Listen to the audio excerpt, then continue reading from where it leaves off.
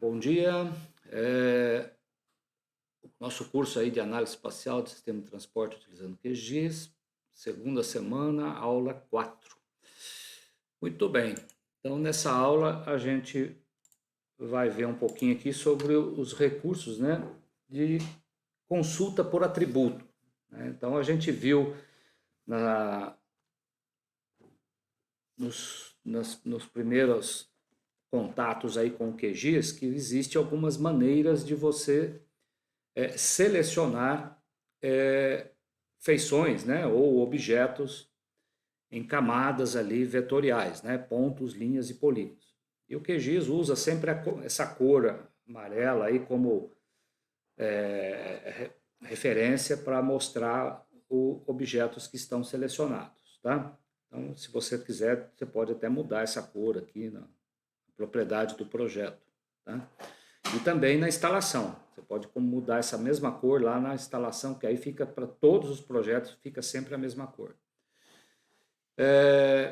Então, independente da arquitetura do SIG aí, existem várias maneiras de você selecionar, né, os objetos, e a consulta por atributo é uma das maneiras, né? Então, a seleção ali, ela pode ser feita por apontamento, como a gente viu, você clicando na tela, né, ou clicando na tabela, ele acende também o polígono no mapa, né? Então você tem as duas maneiras aqui por apontamento. Hoje a gente vai falar um pouquinho sobre os recursos de consulta, vamos ver algumas maneiras de fazer isso no QGIS. E também, na segunda, a gente entra na parte de consulta espacial, que tem aí a ver com a localização dos objetos, tá? Então, aí você não usa mais os atributos, mas usa a parte espacial para verificar, por exemplo, se um polígono é vizinho do outro. Então, nessa hora, Paulo, é importante, né, que essa questão topológica está perfeitamente ajustada. Porque se a fronteira de dois municípios ali, a linha não está exatamente uma sobre a outra, se você for aplicar um operador do tipo touch, né, o toca, para verificar se ele é vizinho, o operador vai retornar falso se caso as duas linhas ali, vizinhas uma da outra, ali, a fronteira de dois objetos, elas não estiverem perfeitamente ajustadas uma sobre a outra, né? Sim, pode ter problema também de buraco, né? Não está nem um nem outro, ou de sobreposição que está nos dois. Então aí já não é vizinho, isso já causa problema também no operador, né? Sim. Bom, então a consulta baseada em atributo, né, ela é baseada somente nas informações descritivas ali. E a resolução dessas consultas é baseada aí na lógica do modelo relacional, né? Que utiliza inclusive a SQL ali como a linguagem padrão de banco de dados para resolver isso, né? E numa consulta padrão de banco de dados, você tem basicamente três partes importantes ali de uma consulta em SQL, né? Então você tem que dizer o que é que você quer que mostre, de onde, tá? Ou em outras palavras, de qual camada ou de qual tabela do banco você quer consultar, tal que aí seriam os critérios que você está desejando. Então, a gente costuma dizer que uma consulta em SQL é dividida ali em select, from, where. Então, basicamente, são essas três partes que você teria que ter ali na hora de fazer uma consulta, né? Claro que existem outros parâmetros, outras opções ali dentro desse comando, né, do select. Se você entrar na documentação do Postgres, lá você vai ver a quantidade de parâmetros, de coisas que você pode estar utilizando. E lá para terça-feira da semana que vem, a gente vai exatamente falar um pouquinho do SQL e as consultas que a gente executar hoje e na segunda-feira, vocês vão repetir depois usando o SQL. Então, a gente vai apresentar então essa ferramenta para vocês, que aí fica independente de interface, né? Você não precisa do QGIS para estar fazendo uma consulta por atributo ou espacial, né? Porque o select aqui a gente vai ver que na sua cláusula where aqui, um dos critérios aqui é exatamente você poder colocar um operador, por exemplo, para verificar se um município é vizinho do outro, né? Então você vai usar uma função ali, um ST-touch, para verificar se é verdadeiro ou falso. Então, como uma das condições aqui de critério, você pode estar usando os critérios também espaciais.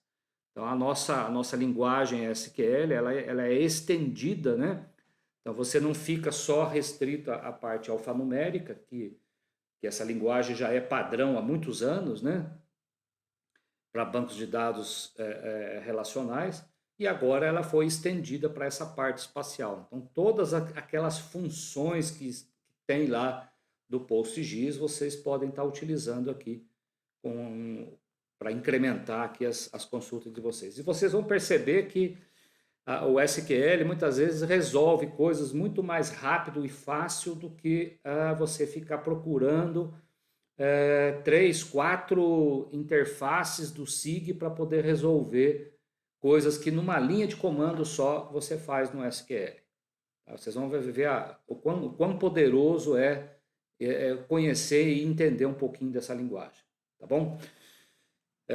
Então os SIGs, eles implementam as interfaces de consulta, né, para aplicar aí a parte aí do select from where, né? Então normalmente ali os atributos, normalmente ele vai sempre estar mostrando todo, de onde é a camada ou a tabela de objeto ali que está ativa na interface ali do SIG, né? Tal que aí os critérios é o que você vai escolher ali na interface gráfica. Então hoje a gente vai ver como usar a interface do QGIS para resolver isso. E coisas desse tipo aqui então, né? São aplicadas, como eu disse, para ponto, linha e polígono. Então, numa pergunta como essa, quais os municípios têm população maior do que 100 mil habitantes num ano de 2008? Aí? Então, eu tenho uma coluna aqui. Primeiro, eu tenho que ter uma base com o limite de municípios, tá? E uma tabela que descreve essas geometrias por um atributo que guarda ali a informação de população, tá? E aí você pode, perceba que no select ele está fazendo o que a gente chama da projeção, né, da álgebra relacional, que é colocar o nome dos atributos que você quer que ele mostre como resultado. No from, ele está fazendo ali o produto cartesiano entre uma ou mais tabelas, no caso aqui é uma só, né, mas a gente vai ver que vai ter consultas que você vai precisar de colocar no from aqui 2 ou mais tabelas aqui separadas por vírgula, né? E na cláusula where ele está colocando o critério ali, que é o nome do atributo maior que 100 mil. Então, detalhe, né? Toda expressão em SQL sempre coloque um ponto e vírgula no final lá, tá? Então, a resolução dessa coisa que você faz pela interface, numa linha de comando, seria isso daqui, tá? E a gente vai ver, inclusive, que, como é que ele sabe nessa expressão aqui, que essa coluna POP total 08 pertence à tabela município. Como eu só tenho uma tabela sendo utilizada aqui, né? Eu não preciso dizer de qual tabela, mas a gente vai ver depois quando você começar a mexer com select aqui, utilizando 2 ou mais tabelas, aí você tem que colocar no nome do atributo aqui o prefixo ou um apelido, né? Um alias da tabela de origem, tá?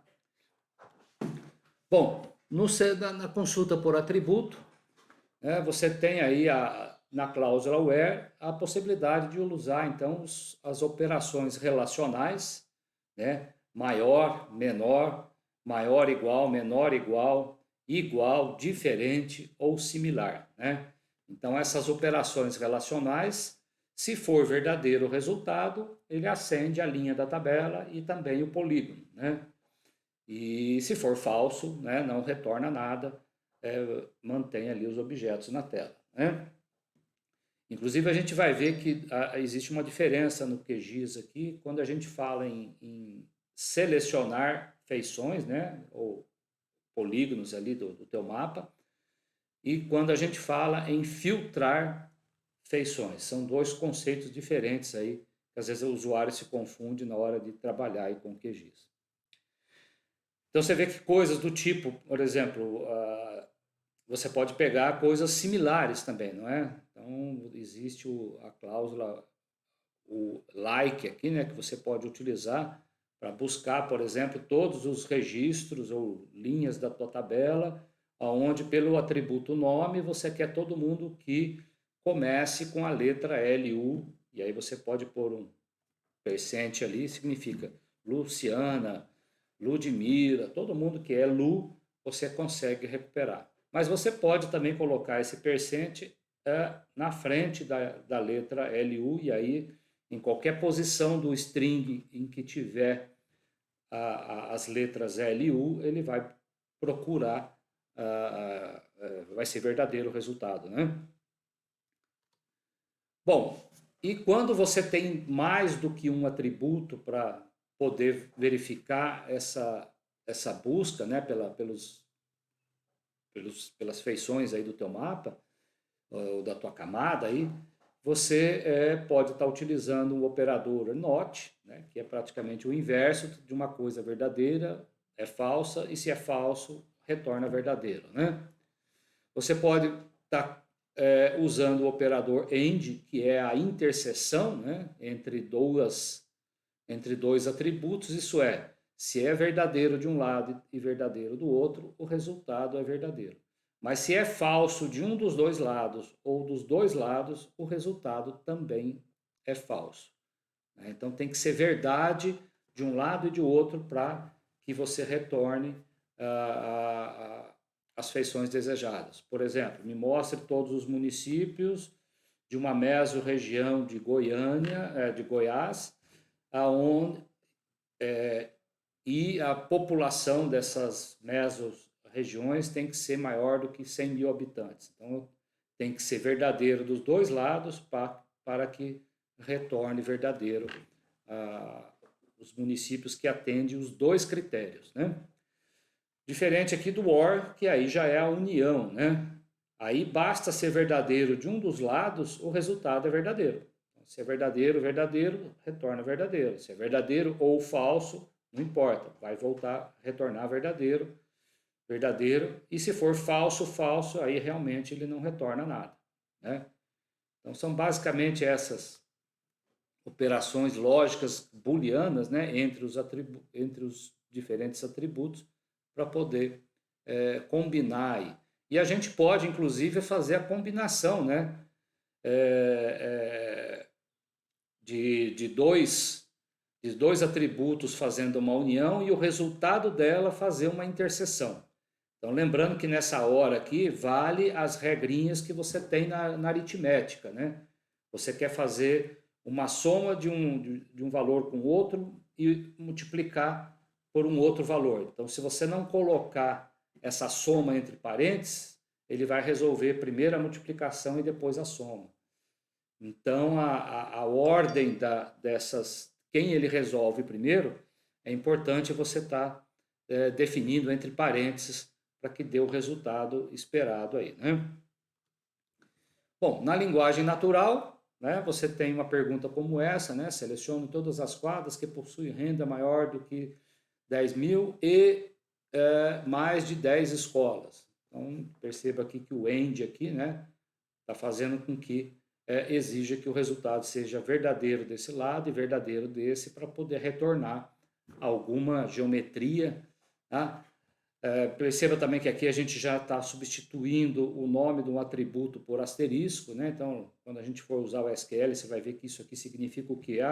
Me projete todos os atributos da tabela quadra. Então, em vez de você dizer, eu quero esse atributo, você pode substituir por asterisco. Ele retorna, então, todas as colunas da tabela quadra aonde tem esse critério aqui de seleção, né? Mas é muito legal também, nessa hora, você poder estar utilizando outras informações, outros dados alfanuméricos que estão em outras tabelas. Então, nessa hora aqui, vale a possibilidade de você estar fazendo a união de tabelas, né? E você precisa ter, então, um atributo que é, é comum às duas, né? Não precisa ser o mesmo nome. Aqui no slide ele está nuncad, nuncad. Não precisa ser igual o nome. Importante que o tipo, né, seja o mesmo, né? Se é inteiro, tem que ser inteiro. Se é real, real. Se é texto, né, o string, tem que ser string dos dois lados, tá? E aí perceba que no meu from aqui, né, eu estou declarando as duas tabelas. A tabela de fazendas, que tem uma geometria, e a tabela de cadastro, né, colocando uma vírgula aqui o nome das duas, tá?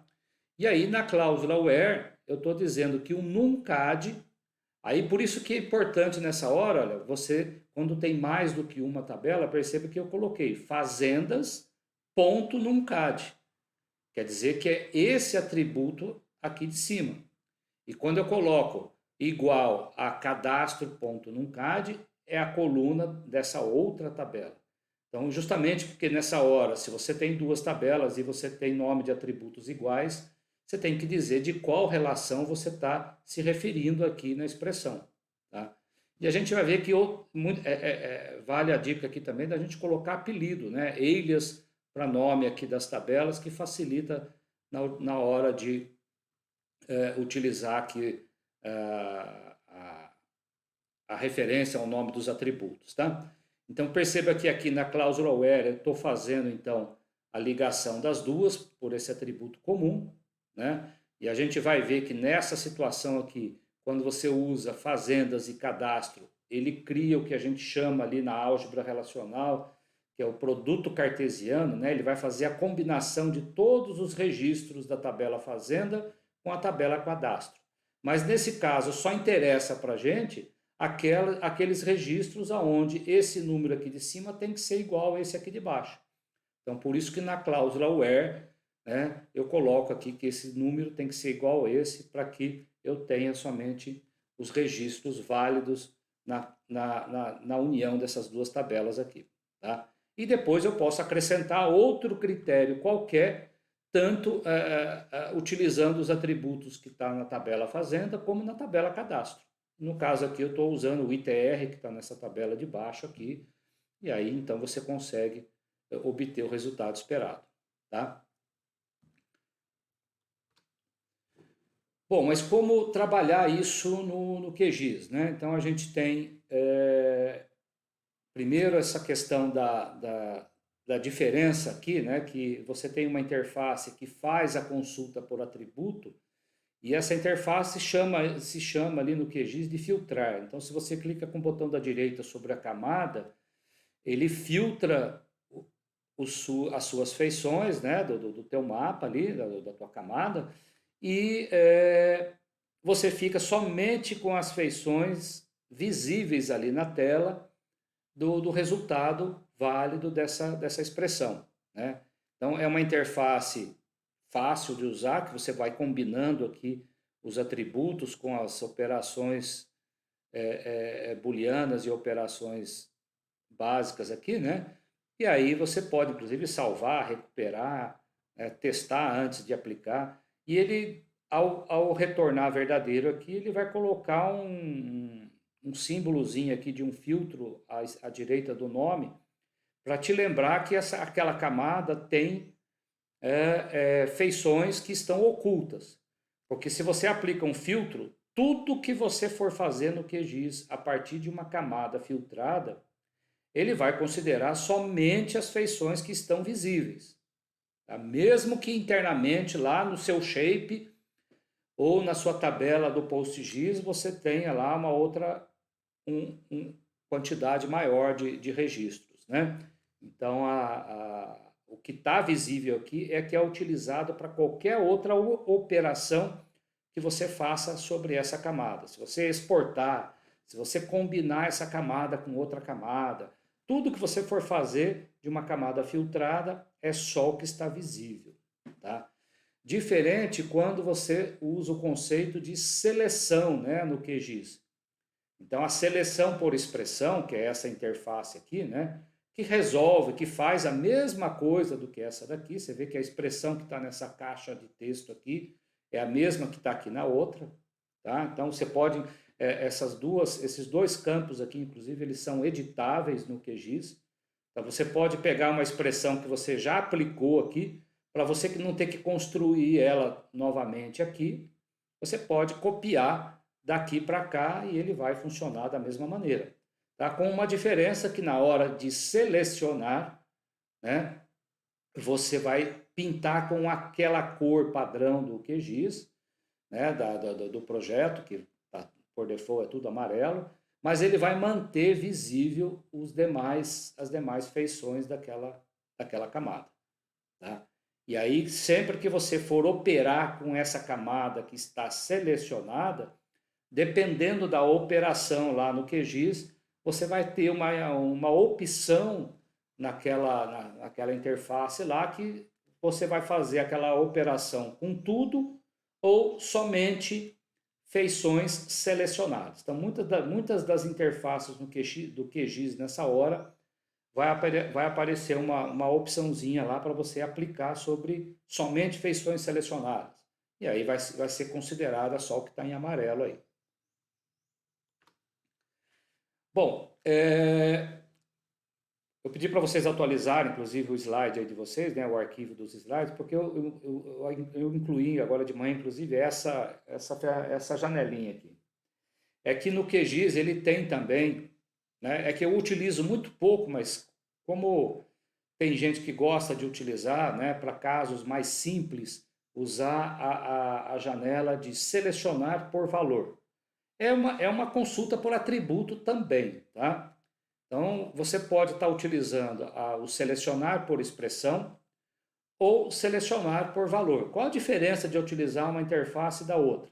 Você, pela carinha dela, você já vê que uma é mais complexa do que a outra, né? Aqui, nessa daqui de selecionar por expressão, você tem uma interface extremamente avançada aqui, né? Inclusive, você pode criar funções aqui, editar funções, enfim, você tem uma ferramenta muito poderosa aqui nessa interface, tá? E o campo aqui onde é construída a sua expressão, ele é editável, né? Você pode estar utilizando, clicando aqui nas opções que aparecem aqui dentro dessa parte central, e ele automaticamente vai preenchendo ali para você, mas você pode também interferir e editar aqui diretamente. Mas se você tem uma consulta mais simples que você quer aplicar, você pode estar utilizando essa outra interface, né?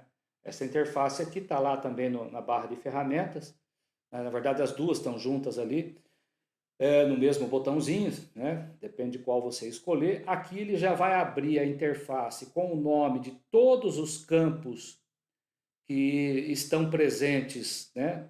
Somente os campos alfanuméricos, né? Não entra aqui os campos espaciais, tá? E aí você pode clicar nos botõezinhos aqui, dependendo do tipo, né? Se ele é alfanumérico, perceba que ele ainda dá a opção de você dizer que caso sensitivo, isso né? Tem que ser considerado ali as maiúsculas e minúsculas na hora de você consultar por um string aqui, né, o conteúdo da tabela. Se você não lembra, quando você começa a digitar aqui, ele já mostra as opções que tem naquela coluna. Mas essa interface ela é básica e limitada, né, por um único valor de atributo a cada seleção. Tá? Então não dá, por exemplo, sem ter que eu aplicar duas vezes aqui, eu responder uma pergunta do tipo: me mostre todos os municípios que pertencem a leste goiano e centro goiano ao mesmo tempo. Tá? Então não dá para filtrar por dois atributos para o mesmo, dois conteúdos para o mesmo atributo. Tá? Então, para fazer isso eu teria que pegar selecionar, e aí você tem as opções aqui de criar uma nova consulta ou uma nova seleção, você filtrar, então uma consulta que você já aplicou, você vai filtrar com um novo valor que você selecionou ali, você vai adicionar, né, manter uma e acrescentar outra, ou você vai remover a partir de uma que já foi aplicada. Então, na hora de clicar aqui, você pode escolher as opções. Então, é por etapas. Né? Por isso que é um único valor para cada atributo em cada seleção. E também com um detalhe o seguinte, entre as colunas aqui, o operador que é utilizado é o AND. Tá? Então, quando você preenche aqui em cima um atributo e outro aqui embaixo, tá? Você está fazendo o AND. Tá? Ele tem que ser leste goiano e população, e aí você escolhe se é o campo numérico, né? Aí já não tem o sensitive case, mas tem as opções de você escolher ali se é maior, menor, igual, né? As opções que tem para um campo numérico, ok? E essa operação, então, é sempre uma interseção entre dois ou mais atributos que você está fazendo aqui, tá certo? Bom, a consulta por atributo no QGIS, então, você vai ver que tem essas operações todas que você pode estar utilizando, né? Operador de semelhança, que é o like, incluindo o caractere aqui, percent, né? Os operadores lógicos, o AND, o SNU, o NOT, o OR, tá? E o resultado, como a gente viu ali nessa interface mais complexa, né? Eu nem lembrava que tinha essa outra aqui. Eu gosto sempre de estar trabalhando nessa daqui e já me acostumei, né? Só que o usuário aqui ele deve conhecer a sintaxe ali para evitar erros, né? Se você vai editar aqui, né? Então, por exemplo, olha, se você vai declarar o nome de um campo, tá? Ou você clica sobre ele, que vai aparecer na lista aqui. Caso você digite, né, você tem que lembrar que você tem que colocar entre aspas dupla, tá? Então perceba que o nome do atributo está entre aspas dupla, mas o nome do conteúdo, se ele é alfanumérico, ele vai entre aspas simples. Então faz diferença aqui as aspas, né? Então essa sintaxe é importante seguir a regra, né? E se é um campo numérico, aí não tem aspas, é o próprio valor aqui, tá certo?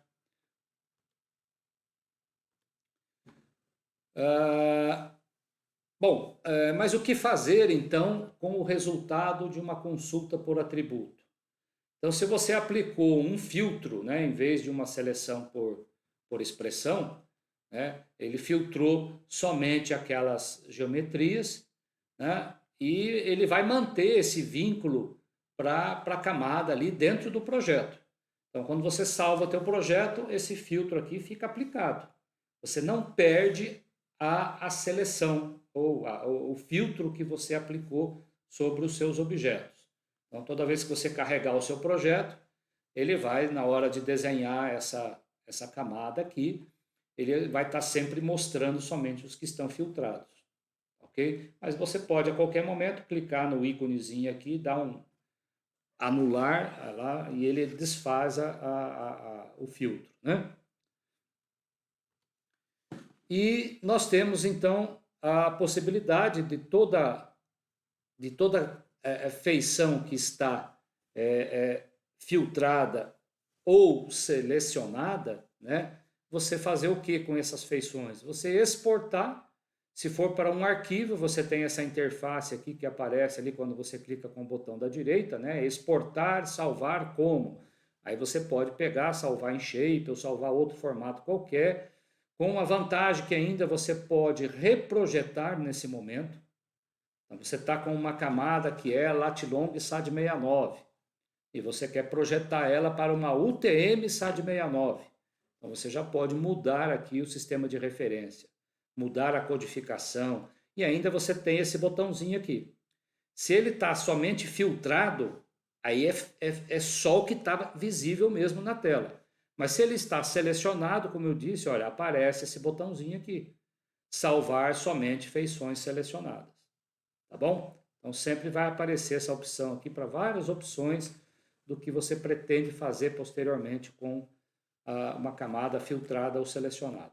E se você está exportando para o banco PostGIS, né, que usa aquela interface do gerenciador DB, né, também vai aparecer o botãozinho ali para você marcar e dizer, olha, importar para o banco somente as feições selecionadas, tá? E aí você dá o nome da nova tabela, da nova relação que será criada, e aí você tem as propriedades aqui que a gente já falou, inclusive poder mudar a projeção, codificação, nome da coluna geográfica, nome da coluna de chave primária, converter tudo para minúscula e criar o índice espacial, que também é muito importante nessa hora, tá? Está sempre utilizando o índice. Bom, então a gente tem alguns exercícios que estão previstos, eu vou explicar esses exercícios, mas depois, para a gente brincar um pouquinho com essas ferramentas, eu vou fazer junto com vocês. Realmente o pessoal comentou ontem, essa parte de edição tem muito detalhe, o bom seria se a gente estivesse fazendo junto, né? Fazer uma aula mais interativa. Então vamos fazer isso com a aula de consulta hoje, para a gente já tirar qualquer dúvida, qualquer erro aí que vocês cometerem aí, a gente já vai tirando dúvida em tempo real aqui, tá? Mas fora o que a gente for fazer, nós temos algumas consultas preparadas, né? Vocês adquiriram aí um mapa com sede de municípios, vocês criaram aqui um mapa de pontos, né? Uma camada de pontos ali com a sede de municípios utilizando a latitude e longitude, tá? E agora vocês vão aplicar uma consulta por atributo para pegar todos a sede de municípios que pertence ao estado de Goiás e também ao Distrito Federal, tá? Tem que lembrar do Distrito Federal aqui para poder aparecer o pontinho lá dentro também, ok? E aí você vai salvar, você vai criar. Então, toda vez que você fizer isso, lembra que você está duplicando parcialmente a tua base de dados. Você vai estar criando uma cópia parcial aqui das geometrias e também dos atributos da camada, na camada de saída ali, tá? Que aí pode estar salvando em arquivo ou em banco, ver lá o que o exercício está pedindo, tá bom? Na sequência, a gente tem uma lista de consultas aí. Então, eu tenho essas expressões aqui que eu quero responder, né?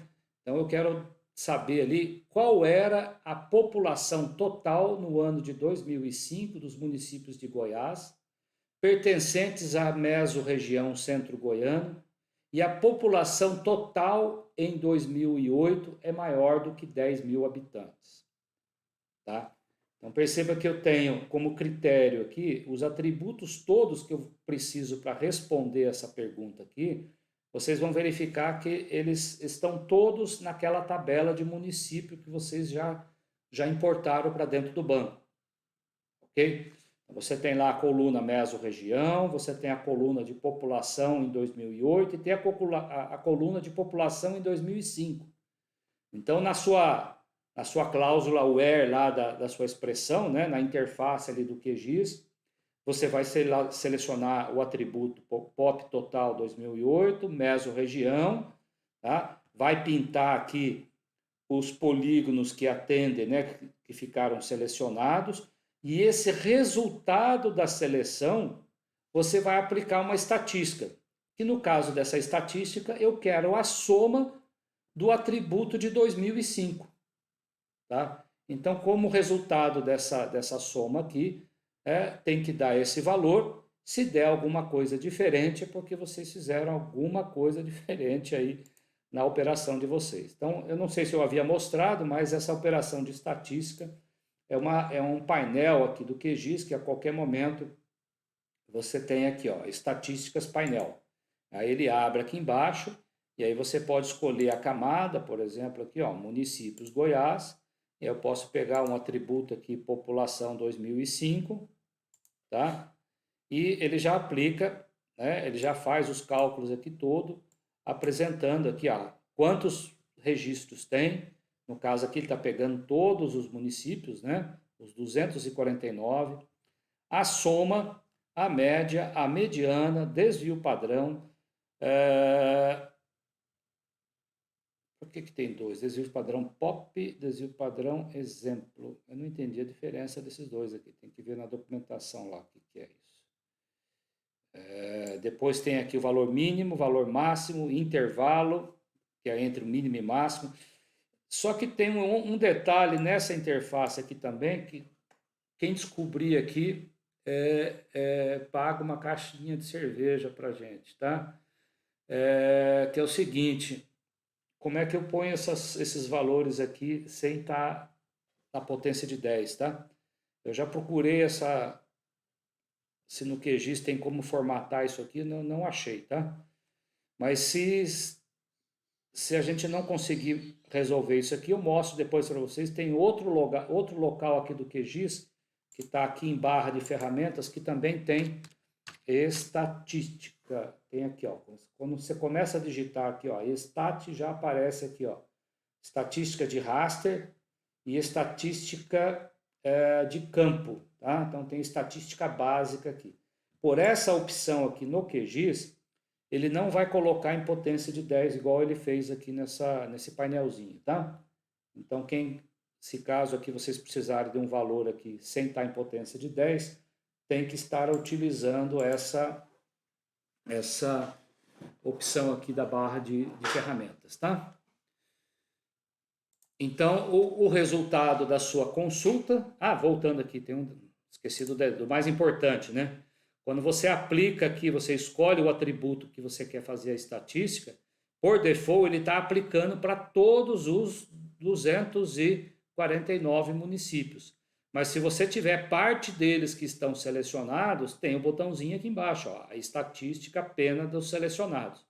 Estou lembrando disso porque muitos alunos, na hora de fazer o exercício, esquecem de clicar aqui, aí fala, ó, professor, meu valor não deu aquele. Claro, porque ele tá aplicando para tudo e não está aplicando só para aqueles que estão pintados, né? Então, se você, por exemplo, selecionar aqui, em vez de pôr atributos, você selecionar aqui pelo raio, né? Você pegar aqui um conjuntinho de polígonos, né? Deixei habilitado o negócio aqui. Aí, ao fazer a consulta aqui, em vez de ser os 249, né? Ao clicar aqui, ele passou agora para 121, que são somente esses que estão em amarelo aqui. Então, a estatística é somente do que ficou selecionado agora, tá bom? Então, lembre de marcar aqui na hora de fazer essa consulta por atributo, tá? A consulta 1. Depois temos no mesmo exercício 2.8, uma consulta 2, que eu quero que vocês me apresentem o nome dos municípios de Goiás que tem nas letras ali do nome, né? Que tem as letras GOI. E a população em 2002, ela tem que estar agora entre um intervalo, entre 10 mil e 50 mil habitantes. Então, você vai perguntar lá, tem que ser maior ou igual a determinado valor, menor ou igual a determinado valor. Tá? Então, você vai usar 2 vezes o atributo população, né? Então, cuidado nessa hora aqui, tá? Porque você vai ver que você está mexendo agora com 3 atributos, o nome dos municípios e 2 vezes a coluna de população. Então, veja lá o que você vai utilizar, se é um AND e um OR, enfim, veja como é que vai ter que ser feito aqui para que dê um resultado, que são exatamente esses municípios aqui, são esses que estão pintados e esses que estão aqui com o nome Bela Vista de Goiás, então tem o Goi aqui, Bom Jesus de Goiás também está aqui, Cocalzinho de Goiás, então o Goi está em tudo aqui, ó, tá? Então tem que aparecer a palavra, as 3 letras ali, tá? Então, se eu quero Goi, eu não quero só no início, tá? Ela pode estar no meio da palavra, então você tem que pôr aqui, lembrar de pôr o que? O percente aqui antes, né, da letra G maiúscula e depois da letra I ali, tá bom? Então tem esse detalhe aí, mas esses exercícios todos, eles estão passo a passo lá no roteiro, tá? Então não tem como errar, é só executar a consulta. Depois vocês vão fazer uma outra consulta que vai mexer agora com uma outra tabela não espacial que ainda não está no banco. Então vocês vão ter que fazer a carga de uma tabela de produção agrícola, tá? Então você vai ter ali uma tabelinha do IPEA que tem lá o código do IBGE, a sigla, tem até o nome do município, né? Então perceba que o nome do município aqui, inclusive, ele é redundante, porque ele está na tabela de município e está também na tabela do IPEA. Mas, na verdade, nós vamos fazer a ligação pelo COD IBGE e aqui COD underline IBGE, tá certo? Que é pelo código numérico aqui, que aí vocês vão ver se está como inteiro, inteiro, string, string, tá? Se não me engano, na interface do QGIS, preciso até testar isso, tá? A gente mexe com tanto software aí que eu não me lembro desse detalhe aqui. Mas eu não tenho certeza se ele automaticamente ele casteia, né? Como a gente fala no linguajar aí de banco de dados, ele castear o conteúdo dessa coluna com essa para um mesmo tipo. Então, pela interface, talvez ele não exija que aqui seja do tipo inteiro de um e inteiro do outro. Ou string aqui e string aqui embaixo. Tá? Se quiser, depois façam um teste com tipos diferentes para ver se funciona, tá bom? Mas a pergunta agora, com base na ligação, então vocês vão fazer a união dessas duas tabelas, tá? Eu quero responder isso aqui, ó.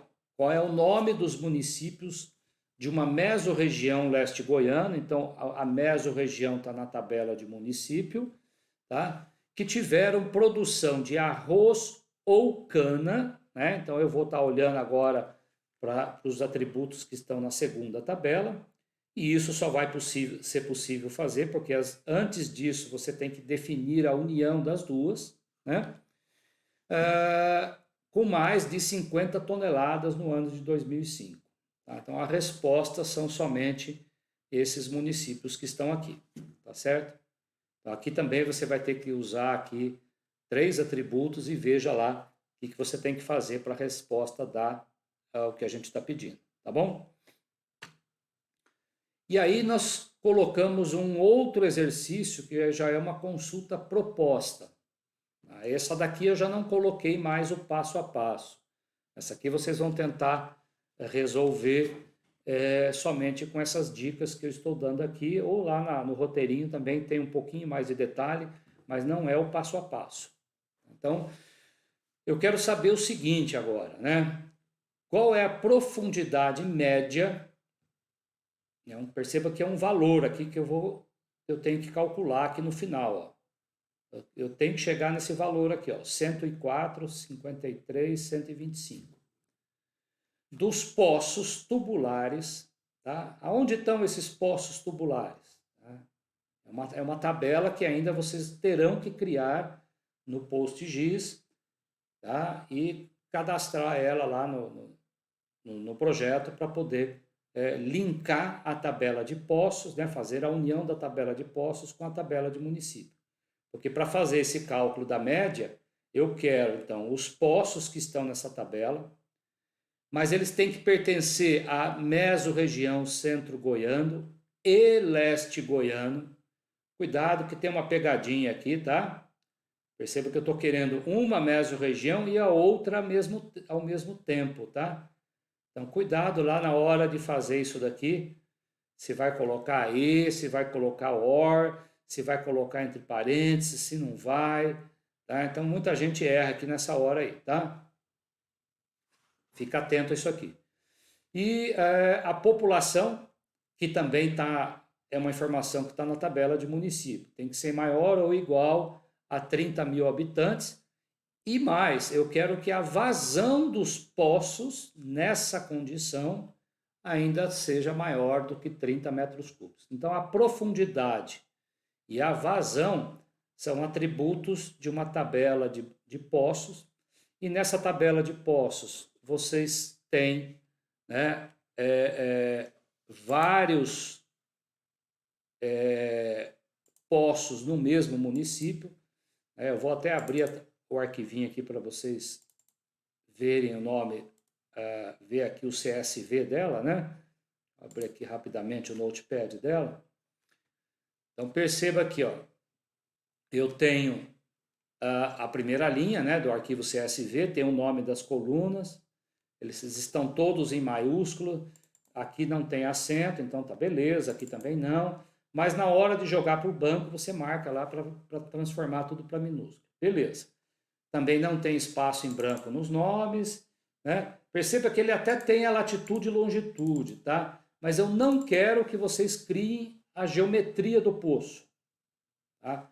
Você deixa a latitude ali como um atributo do tipo double, né? Ou do tipo float ali, com um número com casas decimais, tá? Porque eu não vou trabalhar a latitude e longitude nesse momento, tá? E percebam então aqui que eu tenho uma cidade como essa daqui, ó, Abadia de Goiás. Ela aparece 3 vezes aqui o nome dela com o geocódigo correspondente, tá? E aí, apesar de que tenho 3 registros aqui, se você olhar nas linhas aqui, são registros diferentes, são atributos diferentes com latitude e longitude diferente. Então, né, fisicamente, são poços localizados em locais diferentes dentro do mesmo município de Abadia de Goiás. Então, eu posso dizer que a relação, né, a cardinalidade, como a gente chama isso em banco de dados, né, entre a tabela de município e a tabela de poço, ela tem uma cardinalidade de 1 para n, tá certo? Então, vocês vão fazer a carga desse arquivo aqui, né? De preferência, abra esse arquivo, eu peço para abrir esse arquivo no Notepad, igual eu acabei de fazer, para garantir que já vai estar na codificação do nosso banco, salva lá em UTF-8. Tá? Vocês vão criar uma camada para esse arquivo tubular. Atenção para os atributos que são string e do tipo double. Né? Lembrando que o QGIS ele tenta fazer a identificação automática disso. Tá? Então verifica lá se o atributo geocódigo ele identificou como string ou como inteiro. Provavelmente deve ter sido como inteiro. E aí veja se na tabela de município ele também vai estar como inteiro, tá? Você exporta essa camada para o PostGIS, né, e cria uma camada para essa nova tabela aí no projeto. Você vai carregar a tabela de município que já está disponível no banco, né, nesse novo projeto. Você vai criar o link ou uma união, tá? No QGIS ele chama de união, entre a tabela de município e a tabela não espacial. Só que cuidado, né? Eu coloquei atenção aqui, ó. O QGIS ele não mostra na tabela a relação de 1 para muitos, certo? Então, a união deverá ser feita na hora de fazer a consulta, você vai ter que inverter o relacionamento. Você vai ter que dizer que poços estão unidos com a tabela de município. Ok? Porque se você fizer município com poços, ele vai pegar só o primeiro registro lá de poço da cidade de Abadia e ligar com o município. Né? Então, na tabela do QGIS, ele não vai mostrar ali 3 registros de município ligado com 3 poços desse mesmo município. Tá certo? Senão você não consegue chegar nesse resultado aqui. E aí você aplica a consulta por atributo e o resultado dessa consulta por atributo você executa a estatística e você vai fazer a estatística sobre a coluna de profundidade e lá no valor de média vai dar exatamente esse valor aqui. Tá? Então tem essa consulta para vocês tentarem fazer aí da aula de hoje, tá? Bom, eu vou parar aqui então e a gente vai agora mostrar na prática um pouquinho disso, aí vocês podem estar fazendo junto comigo, né, e já tirando qualquer dúvida, tá certo?